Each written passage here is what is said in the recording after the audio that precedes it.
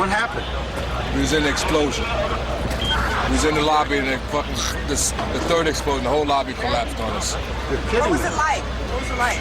Horrible. It's like hell. You don't want to know. The whole building just collapsed on us inside the lobby. Was that a secondary explosion? Yes, it was. That was the Planet probably? Yeah, definitely secondary explosion. But we was inside waiting to go upstairs, and on the way upstairs, the whole fucking plane blew. And we just collapsed on everybody inside the lobby. Similar to the first tower coming down, secondary? I don't know about the first one, but I know the second one was terrible. Then there was a third one too after that one. Third explosion after that? That's right. Everybody was inside the building, waiting to go upstairs, and they just let loose. Everything just let loose inside the building. So what you told me is that there was the plane or whatever hit the building, then a secondary explosion. It was like 3 explosions after that. We came in after the fire. We came when the fire was going on already. We was in the staging area inside the building, waiting to go upstairs. Then it exploded. The whole lobby collapsed on the lobby inside. And it's just mayhem after that? Just man, everybody tried to make their way out. Just trying to help all the brothers get out. A lot of people trapped inside. I was sitting in the Brooklyn Navy Yard, crossing Brooklyn. We watched the first explosion. As we're watching the buildings, we saw a black, very large airplane fly right into the second building. Came at it south, right in front of our eyes. Just, it was so surreal, like a movie set. Second and third explosions also, right? We were in the building for the third one. It collapsed. I was on this drive here for the other one. people don't understand. There may be more. Any one of these fucking buildings could blow up. This ain't done yet. This is on top of this. This couldn't be no worse than this. Couldn't be nothing no more worse than this. You're in the building trying to help people, and it's exploding on your side of the building. So, you mentioned that you saw people on the road outside of the building. Explain that scene. I saw there's maybe about 30 or 40 people covered with bandages and blood. It looks like a lot of them were either on the floor of one of the exchanges. There's actually, oh my God! Oh my God! Oh my God! We're not sure exactly what happened, but there was another explosion on the far side of one of the buildings from where we're standing. The reverberation and another explosion on the right-hand side. Another building has gone up on the right-hand side of the road. People are now running down the street. We're not sure if that was another explosion or if that was advanced.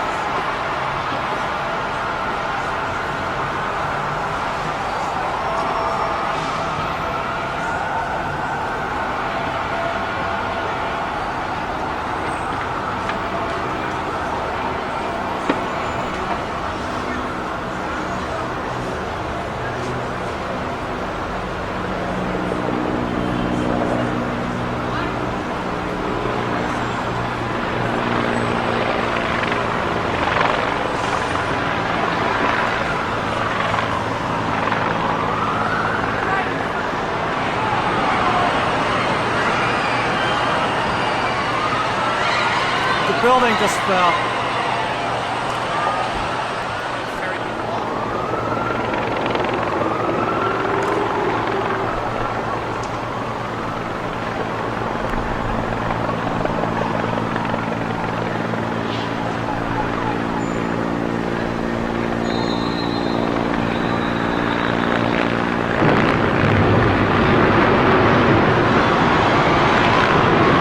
That's the third.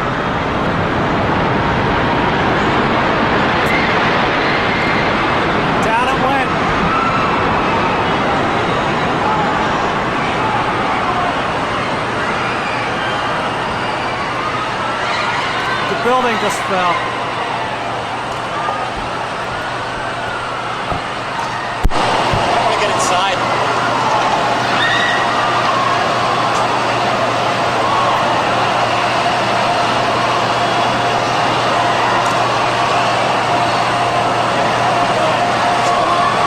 It's gone.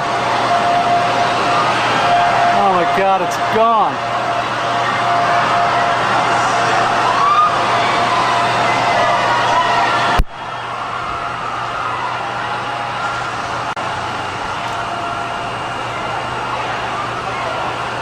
Gone.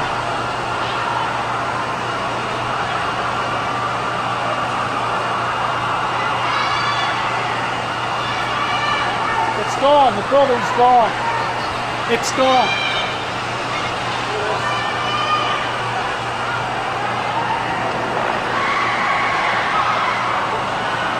The third plane hit it.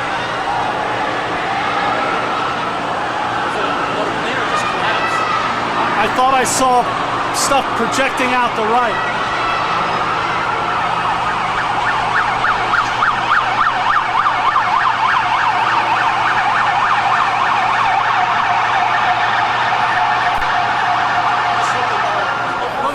I don't know, we just got to get out.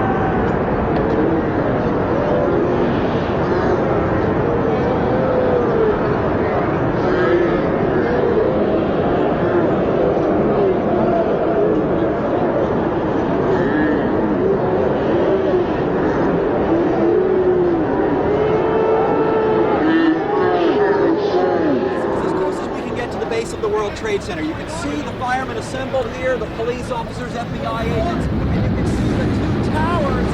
A huge explosion now raining debris on all of us. Very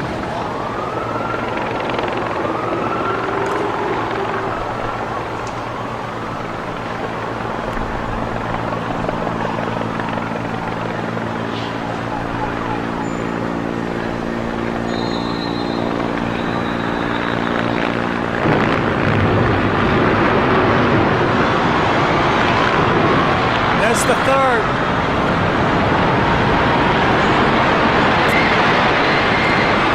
Down it went.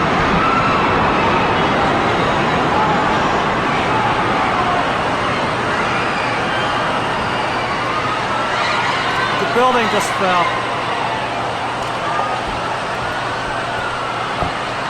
I want to get inside.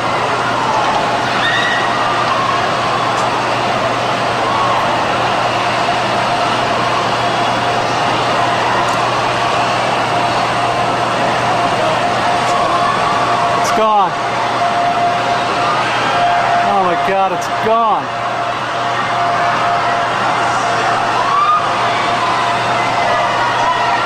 That I'm sure you can't show everybody, but this goes back to 9/11. We don't want to go to John Kennedy yet, because what you have to say about 9/11, there's a photograph of one of the towers, and after the plane hits it, I don't know what the time span is there, but eventually... That's when it's alleged to be collapsing. It's an hour or two after it was struck. But Jesse is a detonation specialist. What was your specialty? Well, you know how to blow things I'm a up. member of the Navy Underwater Demolition SEAL Team, and we know how to blow things up. All right, so in this particular photograph, what do you suggest? Well, in the photograph, I carry it in my wallet, and it's a photograph of one of the towers as it collapses. And when I professionally look at that photo, that is not a collapse, that's an explosion. It's not collapsing, it's exploding. You're saying the building was wired, or what do you suggest? Yeah, I'm saying that they were brought down. We also, well, when I did my show, we have a tape that the BBC wouldn't allow us to use. And it's a reporter talking back to England, London. She talks for 7.5 minutes about a third building that has fallen. We all know World Trade, many of you maybe don't know. A third building went down that day. World Trade Center Building 7 collapsed that afternoon. It was not struck by a plane, and it went down 49 stories in 7 seconds. That's as fast as I used to free fall when I jumped from an airplane. Now, basic physics tells you when a moving object collapses or hits one that's not moving, it's going to slow down. How does something slow down when it collapses in 7 seconds? It collapsed at free fall speed. Well, she goes on for 7.5 minutes and then ends it. Well, the problem was this. On the tape, there's what time it is. It's at 4:50 in the afternoon. And while she does this whole 7.5 minute report, Building 7's right behind her. It hasn't collapsed yet. It collapsed at 5:20, 30 minutes later. We wanted to know who told you it collapsed 30 minutes before it did. Does anyone like me find that a bit intriguing? How could someone report on a collapsed building before it collapses without someone knowing it's going to? And how would they know it was going to? This building wasn't struck by a plane.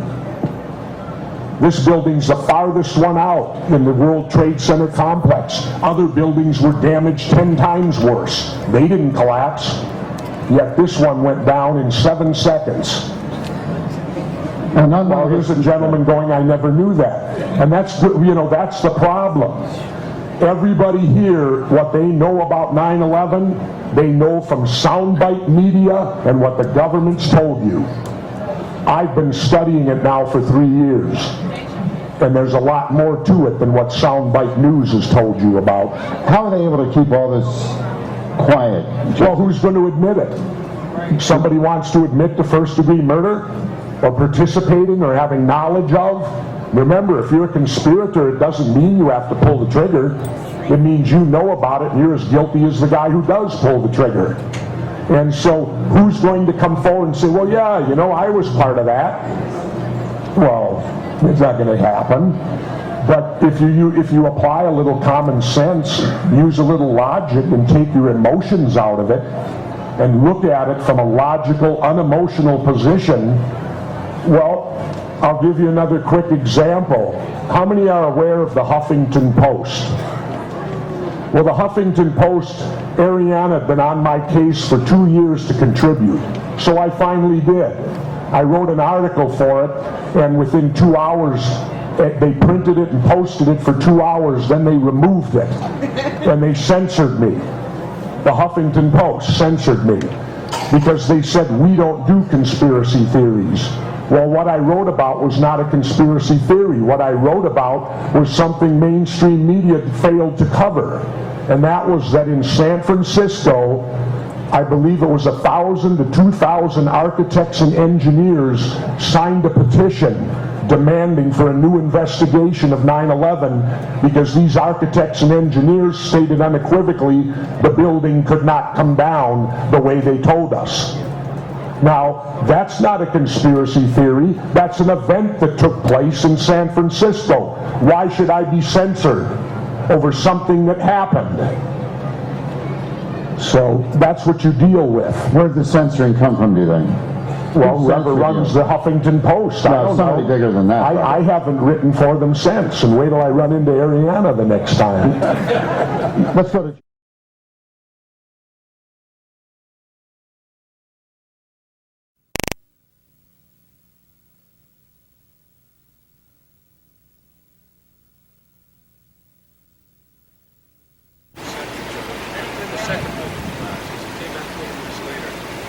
Looking like a Three Stooges movie covered in plastic, I swear to God. But you got a good thing, right? Just a good shit. Then we went back there. Whoa, whoa, whoa, whoa!